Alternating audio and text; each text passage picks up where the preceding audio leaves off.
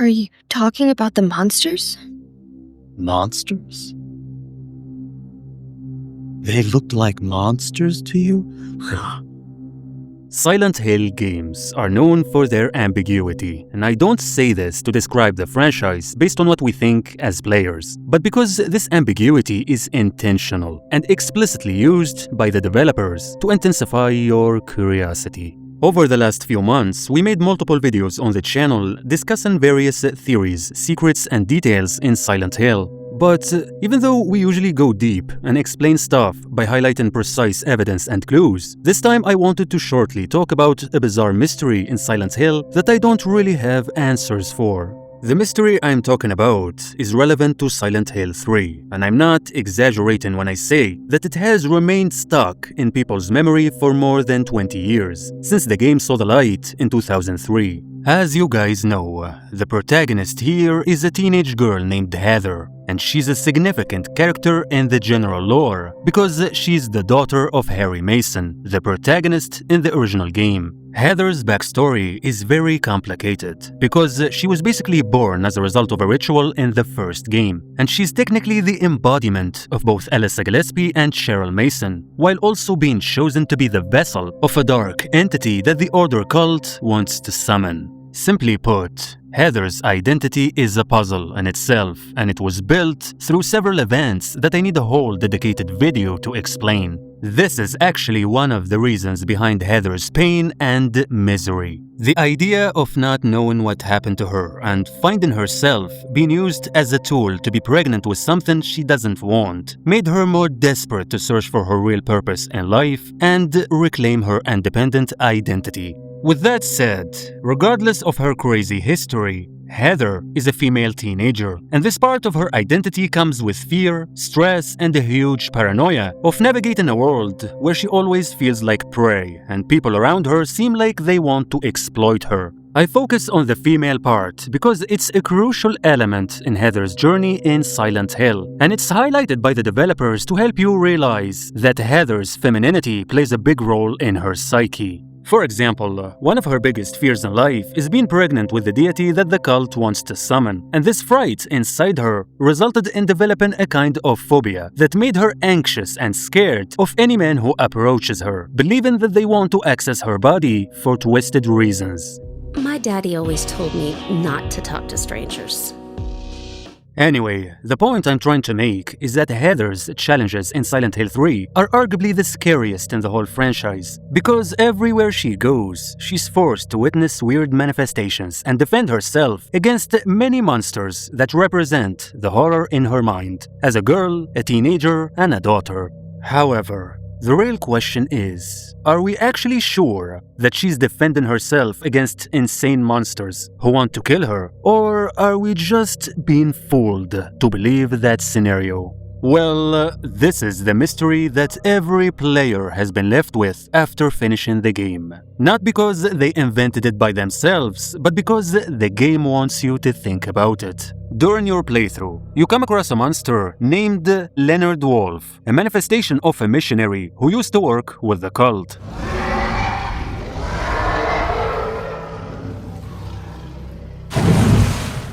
After defeating him, Heather wakes up in a different location and seems confused about what happened. But following this huge mission and getting some important stuff, she finally finds Vincent in a library. Hiya, Heather. You show up everywhere, don't you? You make me sound like some kind of unwanted pest. For those who don't know this guy, he is a respected figure within the Order cult. But just like the other members, he is a psychopath who uses his charisma and charm to play with people's emotions. In the conversation, he tries to convince Heather that they're both on the same side and they should work together against Claudia Wolf, the cultist woman who's obsessed with finishing a ritual in which Heather's pregnancy is essential. Nevertheless, the exchange between Heather and Vincent goes on, and when Heather pushes back, Vincent begins to say some harsh words against her, accusing her of being the worst person in the room when it comes to morals. Don't stand there looking so smug. You're the worst person in this room. According to him, Heather enjoys killing, listening to the suffering of others, and witnessing their souls leaving their bodies. You feel excited when you step on them and snuff out their lives. He doesn't explicitly mention the victims he's referencing, but for both Heather and us as players, we assume that he's talking about the monsters that we kill across the journey. However, when Heather asks him if that's the case, Vincent replies with a shocking answer that will literally become an iconic phrase within the Silent Hill universe for decades to come. Monsters?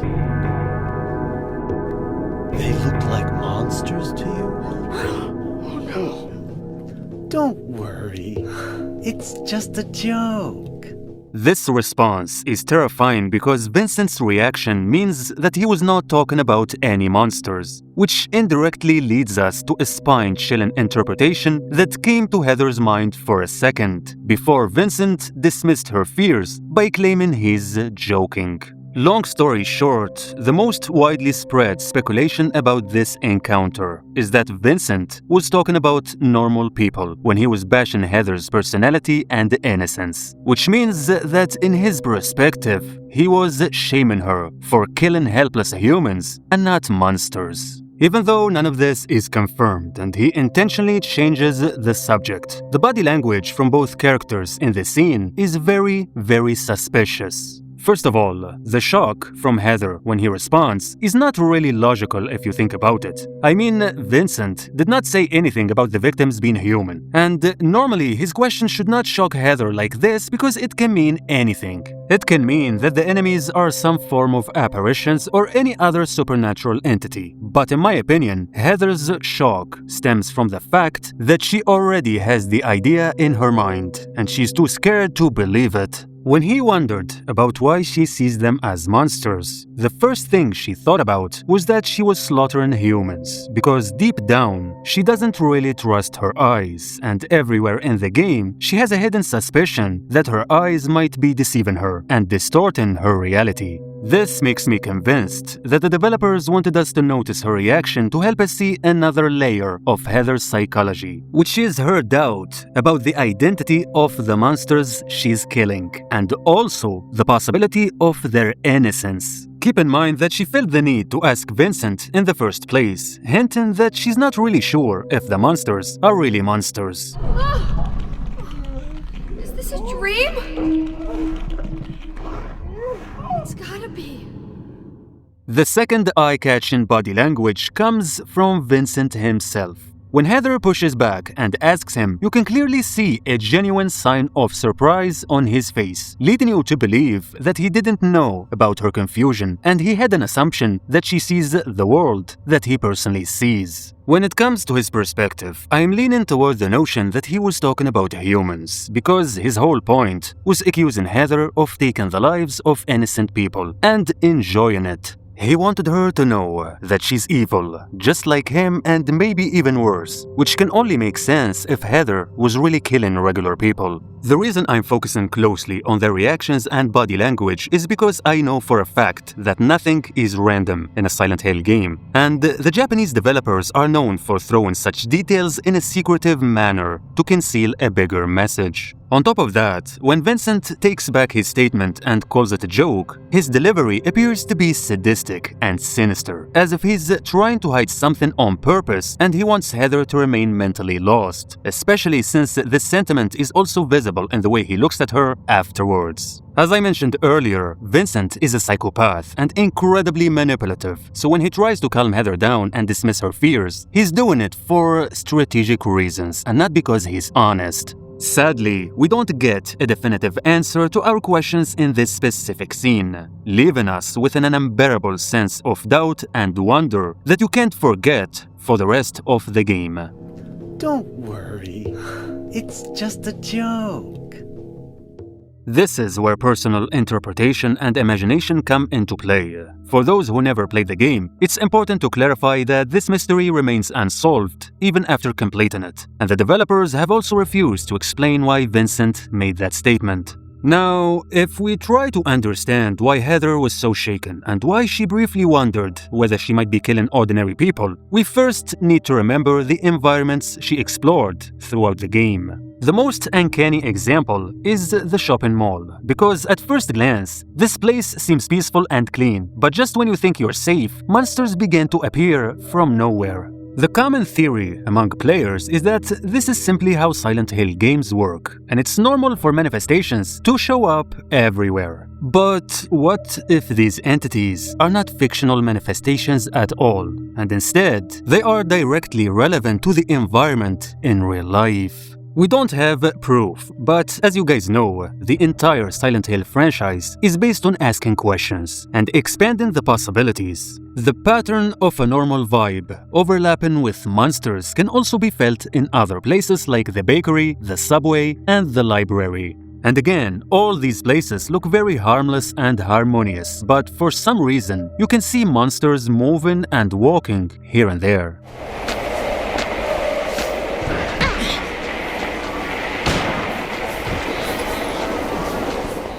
From Heather's perspective, these monsters' existence makes no sense because in her normal life, she expects to see workers, families, and residents in these same locations. So, if we take her confusion and loss into account, it's very fair to assume that she was always asking herself, what if the monsters I was killing the whole time were always the workers, the families, and the residents? I find this detail so chilling because if you investigate how the game works very closely, you'll realize that there's a hidden mechanic known as the kill counter. The kill counter is simply a hidden statistic that secretly tracks and counts the number of monsters that Heather kills in the entire playthrough. The catch, however, is that this mechanic literally operates as a morality system for Heather, and it's basically meant to judge her violence. In fact, the counter is a crucial factor in deciding which ending you get, because if you kill more monsters and act more violent, Heather receives the scariest ending.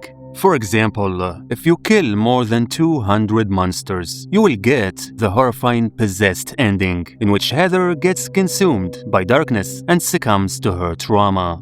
But if you defeat less than 100 monsters, Heather will reach the normal ending where she overcomes her fears and lives on. Oh!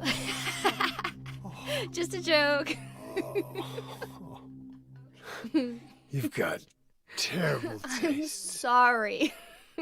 The insane question that comes to your mind after knowing this is why the heck the killing of so many monsters and being so aggressive against them is secretly considered a sin in the game, and Heather gets punished for it without realizing it. I'm pushing you to think about this idea because, believe it or not, if you play the game multiple times and analyze how the counter works and how the endings are triggered, you will notice that the number of enemies in peaceful civilian locations seems much higher than necessary, even though they don't really stop your progress. So since you can simply escape and evade them, the counter goes sky high if you decide to fight them for the sake of ending their lives. This ultimately leads Heather to the possessed ending, because her aggression is seen as a descent into madness, and she actually lost her innocence. So, in theory, many of the monsters in the civilian locations don't serve any purpose other than testing Heather's behavior and morals, which forces me to think that they might not be monsters in a literal sense. And by the way, the Book of Lost Memories provides more insight about these details and specifically confirms that the number of monsters you defeat has a big role in deciding Heather's fate and the ending she reaches. The book is a physical guide that was released in 2003 in Japan, and it was created by the developers to help you learn about the backstory of many characters and also some secrets that you can't explicitly see in the game itself.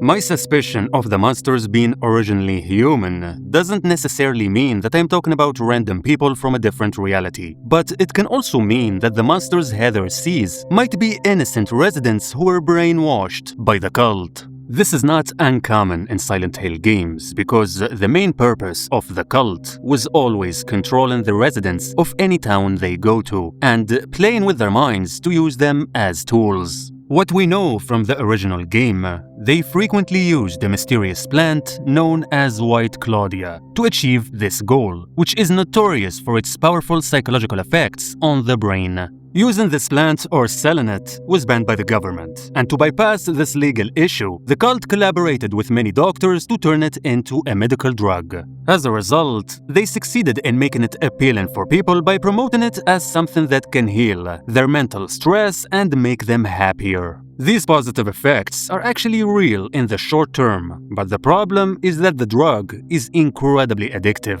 leading its consumers to lose their minds and become hopeless if they can't have it anymore. On top of that, White Claudia induces powerful hallucinations in anyone who consumes it, and this aspect was so helpful for the cult to convince regular people to believe in their teachings and rituals. The one who will lead us to paradise with blood-stained hands. So, when I put Vincent's statements in this context, I think it's very possible that he was talking about the cult members who were chasing Heather and trying to catch her, but ended up getting killed at her hands. Don't forget that the monster wolf that I mentioned in the beginning was also a normal human at some point, and to be precise, he is the father of Claudia Wolf. He was very abusive with her, and his views were so extreme that he was expelled from the cult itself because of his madness and abuse. Regardless of his backstory, my point is that he's a real person who lived in the actual world and was also tormenting Heather in the game through various phone calls. Wait, just listen to me for a second. I've heard enough from you already. How did you turn out this way? Where did I go wrong? Listen to me already. I'm not Claudia. So, if Heather can see him as a monster and kill him, then why can't we assume that the other creatures also have a real history and identity in the real world? What if they were once innocent people who had families, a happy life, and a future, but were exploited by an evil cult against their will? This takes me back to Heather's personality and statements in the game, especially when interacting with Wolf. When she talks to him, she genuinely tries to believe that he's a normal person, despite his devilish tricks with her. And even in their final encounter, when he was screaming like a maniac, she still responds in a very innocent way to calm him down. I didn't deceive you. We were both just wrong about each other. I thought you were a normal person. Eventually, when she sees his monstrous form, she goes through a brief moment of shock, but then she quickly reassures herself by stating that he's not a person. Is every person here a mental case? Well, I guess you're not a person anyway. At first, the statement seems like it's directed at him, but deep down, it somehow feels like she's primarily talking to her own mind to convince herself that killing him is not wrong because he's not a human. I see Wolf as a crucial clue in this mystery because the nature of this monster remains open to speculation to this very day. It's never made clear whether he physically transforms into a beast through rituals and Silent Hill's influence, or if this form exists exclusively within Heather's perception. Even after checking the Book of Lost Memories and all the available guides, the detail remains deliberately vague. But they slowly push me to think that the monster's appearance may be something only Heather is able to see. However, if we look at another game in the franchise like Silent Hill F, we'll find a spine-chilling hint that might explain what happens in Silent Hill 3. Just like Heather, the protagonist here is a teenage girl who also suffers from deep fear and anxiety regarding her status in life, her vulnerability as a girl, and her relationship with the people around her. She has a real problem with bullying at school, and she's miserable at home because her parents are abusive, and they want to shape her life based on their desires. This time, the location is a traditional town in Japan, but as usual, the girl finds herself in a nightmarish version of the place, where nothing makes sense. Everywhere she goes, she comes across disturbing monsters that represent her fears and insecurities. But sometimes, they also look similar to people she personally knows, like her friends and family.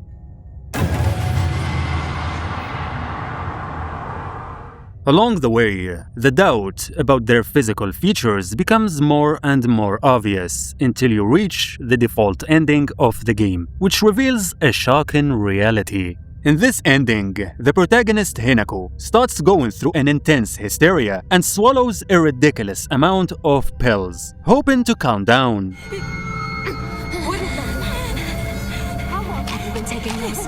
Is it really okay for me to take that? Yes, I'm fine.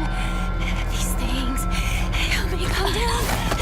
Stop that right now! Then, she defeats a horrifying bride manifestation of herself and rejects the marriage that was planned for her by her parents. On the way out, hordes of enemies start showing up left and right, and after bypassing all of them, you discover that the events of the entire game were actually nothing more than a psychotic episode in Hinako's mind that was caused by the drugs. It turns out that in the real world, Hinako is not even a teenager, and instead, she's a woman in her 20s who lost her mind at the wedding and ran away.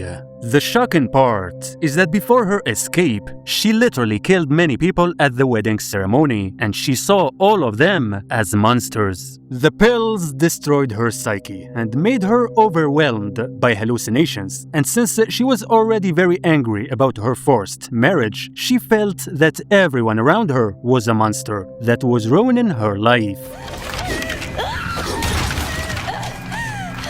According to various clues like the phone calls and the police reports, it is implied that the victims include her parents, the man she was going to marry, and even her friends, Shu and Rinko.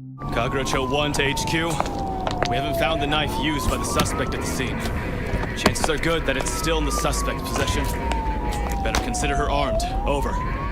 After leaving the scene, Hinako tried to distance herself from her crimes by believing that she was defending herself against monsters. But in reality, she was slaughtering regular people. If you've been paying attention to what I've been talking about, I'm pretty sure you're noticing a striking resemblance between the capsules that Hinako used and the psychological effects of White Claudia in the town of Silent Hill. In fact, the similarity resulted in a huge debate between players after finishing the game, because there are so many indications in Silent Hill F that highlight a connection between both substances. Anyway, this is a discussion for another video, but the question I want to ask: what if Heather was under the influence of White Claudia just like Hinako was wasted by the pills? What if the cult did not just use the substance on random residents in the town, but also exposed Heather to it without her knowledge? What I find fascinating about this side of Silent Hill's lore is that the concept behind White Claudia is not fictional, and there are real-life inspirations that led the developers to see it as a logical factor in the story.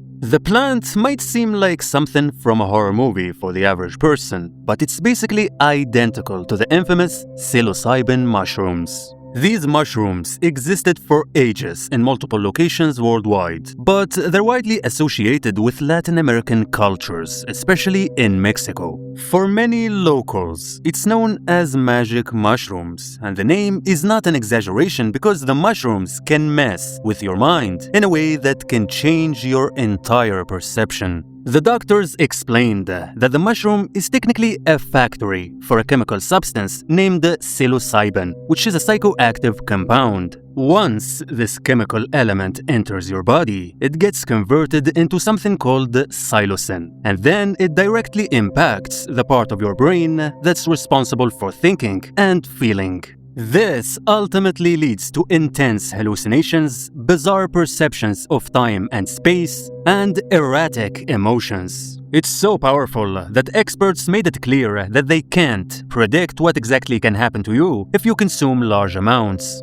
Based on their analysis, it can literally make you unable to distinguish between what's real and what's not, become incredibly scared of dying, feel that you have no identity and no existence, and have a hard time recognizing the closest people to you. Simply put, these mushrooms are the real-life White Claudia in every sense, not just for their effects, but also for how they were used. As you guys know, understanding sophisticated plants like this requires advanced studies and scientific knowledge that were only available in the modern era. So for many years in history, native tribes in Mexico like the Aztecs and the Mazatecs were treating these mushrooms like they were from a different world, and as a result, they were heavily used in their rituals and traditional ceremonies to help them communicate with spirits and seek visions. The mushrooms were also utilized for healing, because in ancient times, villagers began to notice that consuming them can help with mental issues like grief, fear, and confusion. They were not wrong, because the mushroom does have an effect on all these emotions, and sometimes they really help with depression and make you feel happier. But the problem is that the positive effects are like a trap. You can feel them at certain stages due to a disruption in your brain, but if you consume the mushrooms more and more, you're risking going through psychotic episodes and losing your mind. If you think I'm being hyperbolic, you should remember that these mushrooms are not legal in most of the globe, and selling them can lead you to jail. Even in Mexico, it's explicitly banned and carries a high sentence, and the only legal exception is for the local tribes, who are allowed to have specific quantities for their ceremonies. Long story short, the background of the monsters and the perception of Silent Hill characters will probably remain a mystery forever, because that's exactly how the games were designed. The ambiguity is intentional, and it all coincides with how the town of Silent Hill works, which is based on a combination of reality and delusion. If you enjoyed the video, please give it a like, and let me know in the comments about your own theories regarding this topic. With that said, stay safe, and I hope to see you very soon in 2026. Is that the end? I guess it's time to roll the credits.